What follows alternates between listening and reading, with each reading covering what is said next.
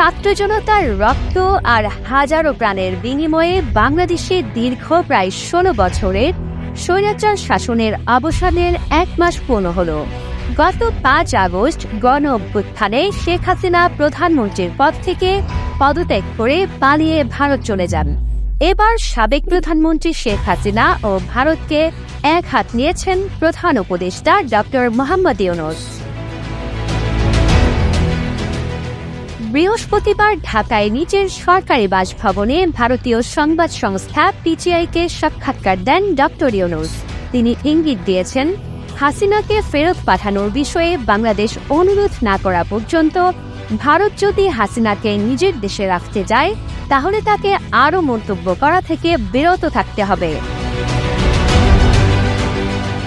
অধ্যাপক ডক্টর মোহাম্মদ ইউনূস পিটিআইকে বলেন, ভারতের সঙ্গে শক্তিশালী সম্পর্ককে বাংলাদেশ সম্মান করে।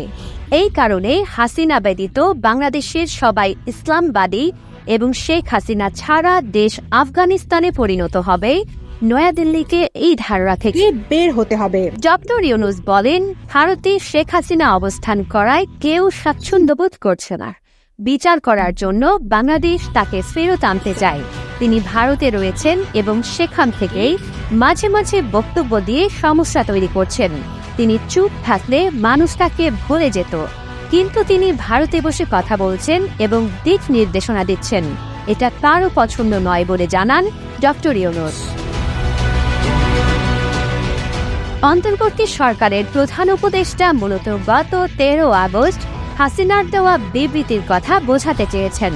সেই বিবৃতিতে বাংলাদেশের সন্ত্রাসী কর্মকাণ্ড, হত্যা ও ভাঙচুরের সঙ্গে জড়িতদের তদন্ত, চিহ্নিত ও শাস্তির আওতায় আনার দাবি জানান হাসিনা।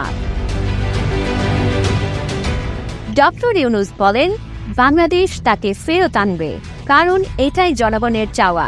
তাকে ফিরিয়ে আনা না হলে বাংলাদেশের মানুষ শান্তিতে থাকবে না। শেখ হাসিনা যে ধরনের নৃশংসতা করেছেন, বাংলাদেশের সবার সামনে তার বিচার করতে হবে। ছাত্র জনতার গণ অভ্যুত্থানের মুখে গত ৫ আগস্ট পদত্যাগ করে ভারতে পালিয়ে যান শেখ হাসিনা।